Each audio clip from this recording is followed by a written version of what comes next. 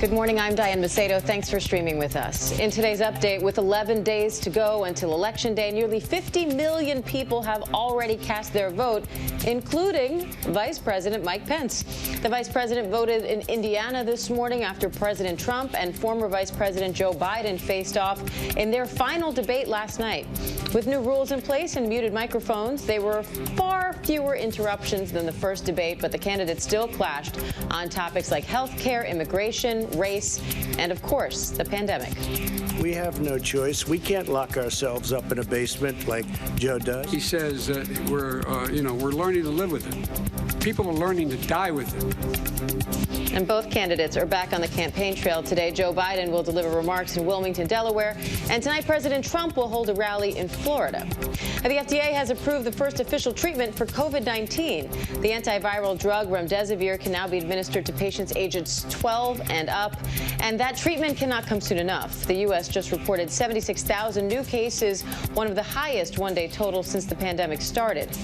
And Boston public schools are going remote after a big jump in the city's positivity rate. I spoke with Boston Mayor Marty Walsh about the decision earlier this morning. I think that it's about the safety of the kids, and I think that there's going to be a lot of decisions that I've made and other mayors across America make that are second guess and third guess, but at the end of the day, it's about keeping people safe and alive.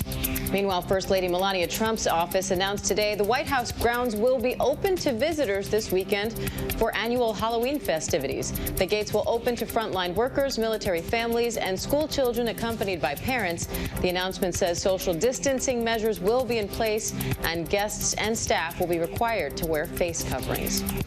And mandatory evacuations are underway in Colorado, where wildfires have burned more than 400,000 acres.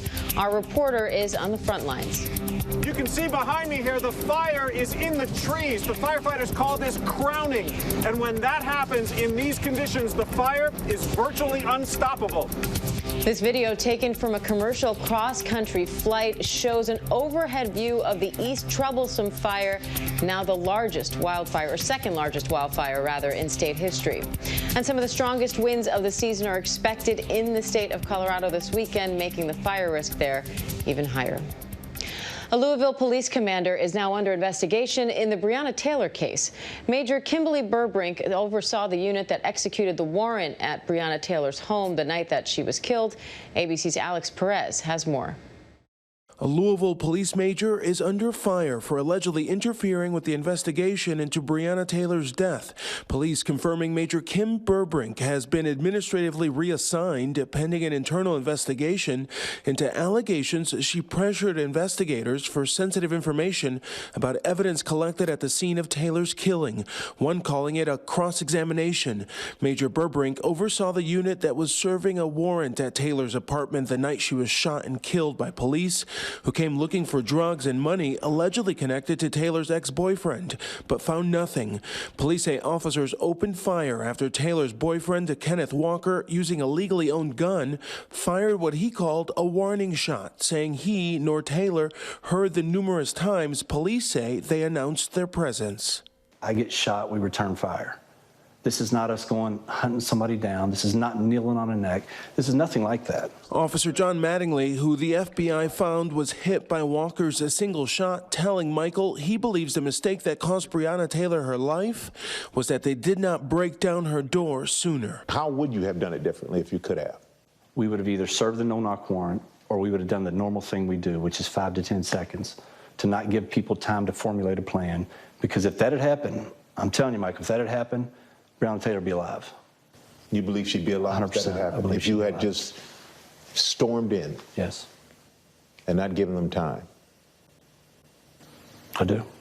Only one officer was indicted by a grand jury in September with a single count of endangering 3 of Taylor's neighbors. No one was charged directly in the young EMT's death, prompting outrage from the public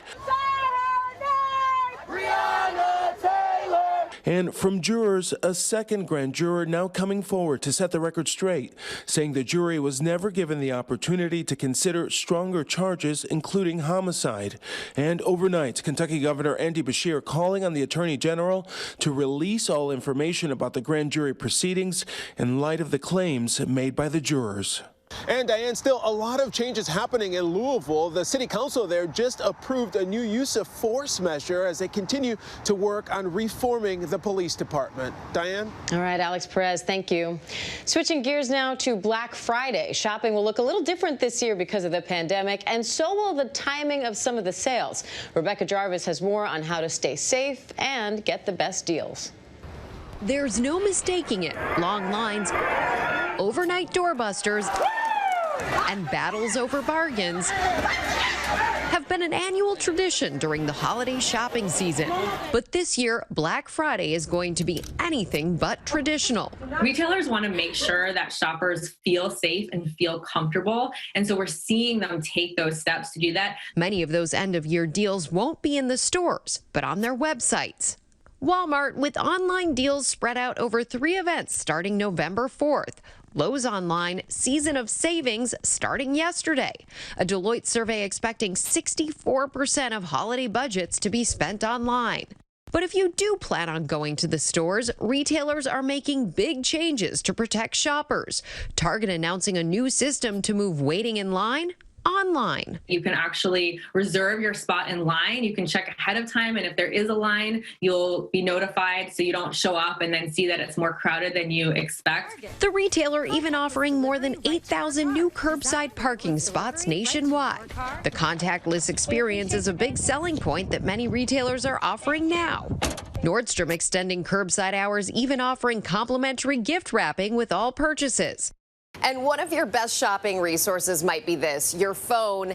That's because a number of retailers have their own apps, their own websites, and if you sign up for their loyalty programs, you'll be eligible for additional savings. One word of caution, though, if you sign up with a work email address or something that you use frequently, you're going to get a lot of emails about deals, so better to create an all-new shopping address so you're not tempted after December 25th. And keep in mind this year, because the retailers have begun a lot of these sales already in the month of October, they're also extending their return programs so that it's a longer window such that you can make purchases earlier, give them out after December 25th, but make sure that you're checking on that before you make your purchase so that you don't miss the window if you do want to make a return. Diane? All right, great tips. Rebecca Jarvis, thank you.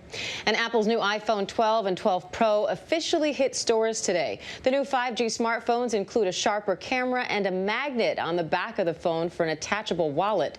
The release comes the same day Apple's first ever iPod became available 19 years ago. For more on your latest science and technology headlines, here's Mona Kozar-Abdi.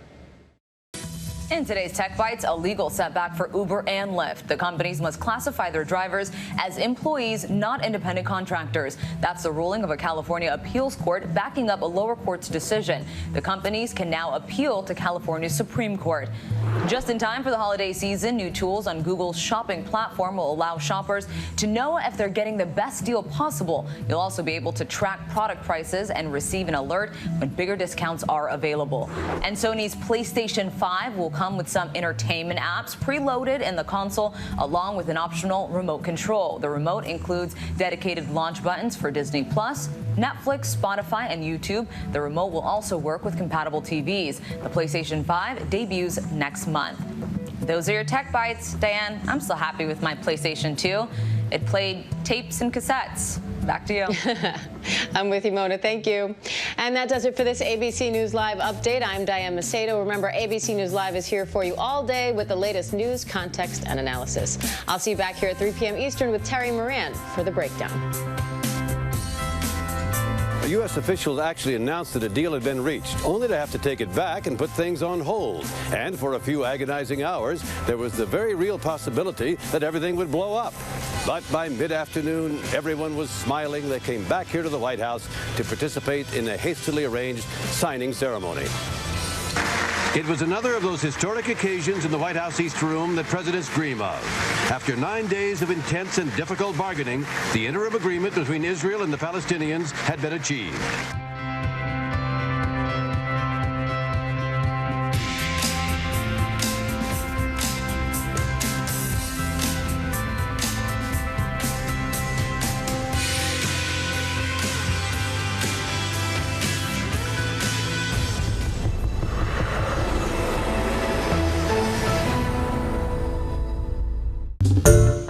Hi, everyone. George Stephanopoulos here. Thanks for checking out the ABC News YouTube channel. If you'd like to get more videos, show highlights, and watch live event coverage, click on the right over here to subscribe to our channel. And don't forget to download the ABC News app for breaking news alerts. Thanks for watching.